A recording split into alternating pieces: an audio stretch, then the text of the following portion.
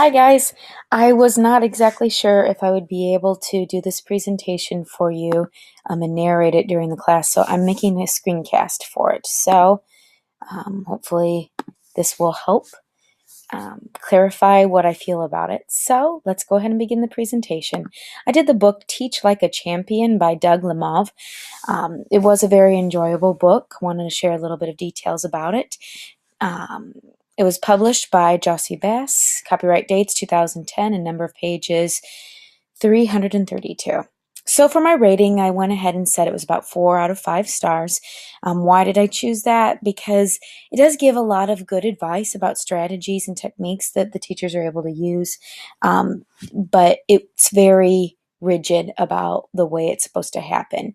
And so there's somewhat kind of that lack of creativity in it. And even when they talk about, well, you could use song or dance, it's kind of like, use it, but then get right back to the real important stuff. And as an artistic person, I really feel that you can incorporate those, and it doesn't have to just be something that it's a brief little interlude in between real learning.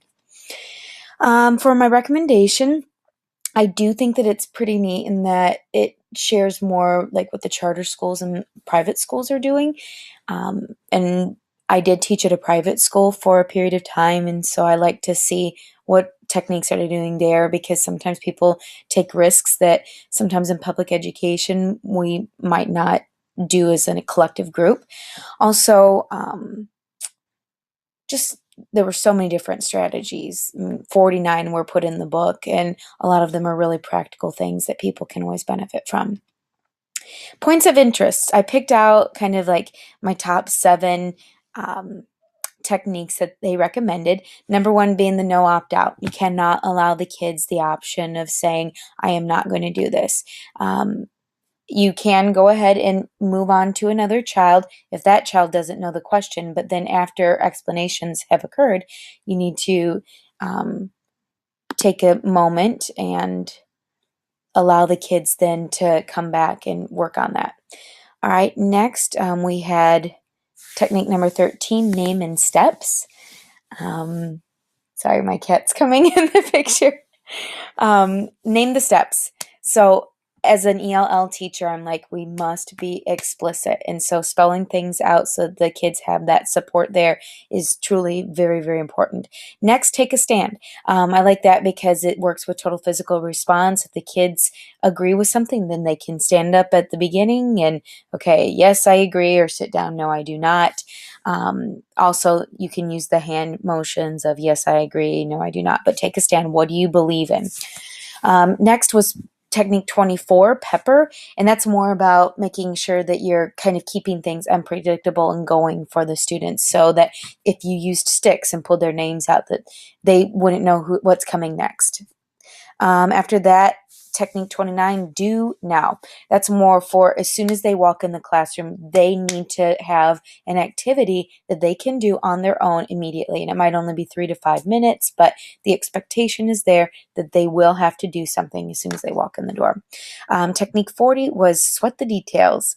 Make sure that you pay attention to the little things that are important, so that if you care about it, the kids will care about it. If you are like, we want their work turned in correctly in the binder, then you model it 50 times as a group until they have it down. If you want their desks to stay in the right place, you put tape on the floor. Make sure that the details are there so that they can do what you expect them to do. And then technique 46, which was probably one of my favorites, was the J factor, which is having joy in what you're doing with the kids. If they can tell that you are trying to make the experience quality for them and interesting and joyful, then they will most likely be more engaged and participate in a way that the rules and the rigidity won't always get through to them.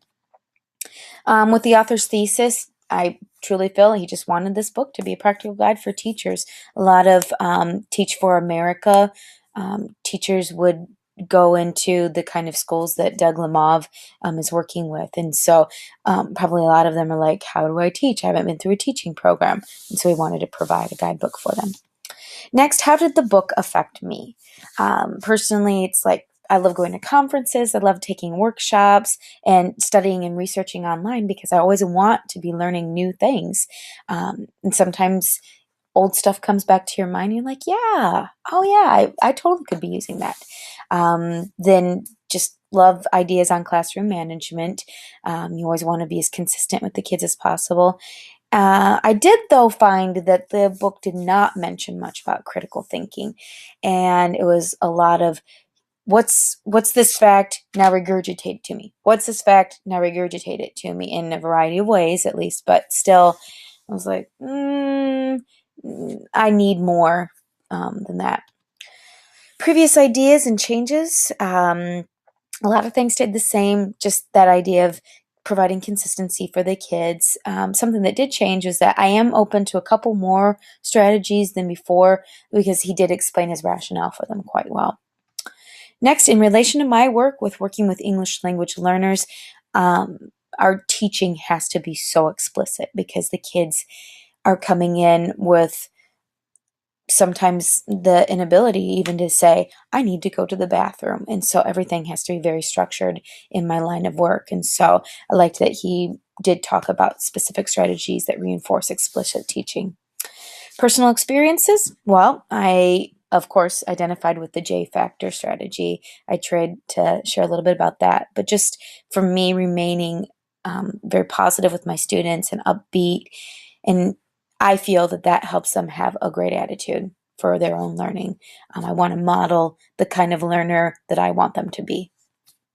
Effectiveness of the author's argument. He was very laid out in it, and that appeals to the list maker part of me. I'm very structured. I want to see, check, did I do this? Check, did I do that? And sometimes life is just overcommitted. We all have the same amount of time, but we don't all have the same commitments. And so I liked that he was very much an advocate of, here we go, here's the information, bam. Soundness of the author's conclusions.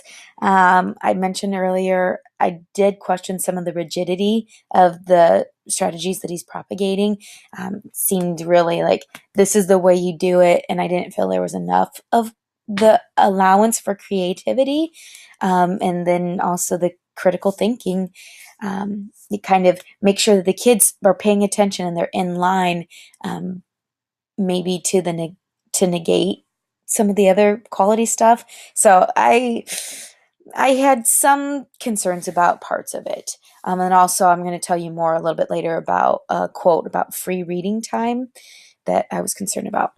The practicality of the recommendations, pretty much the majority of the strategies recommended can be easily implemented within standard classrooms. Although it was kind of interesting that when you watch clips in the DVD, the strategy that they were focusing on would be evidenced, but other strategies that they're like, these need to be happening 100% of the time in your classroom, they weren't always evidenced, and that the kids weren't always standing up, paying complete attention and tracking the teacher with their eyes. So it's like, yes, we have expectations, but reality is reality sometimes too. Increase of knowledge. This book was not a waste of time to study. Definitely, there were techniques that were mentioned that's like people have been teaching a long time. I'm like, yeah, that's a no-brainer. Of course you do that.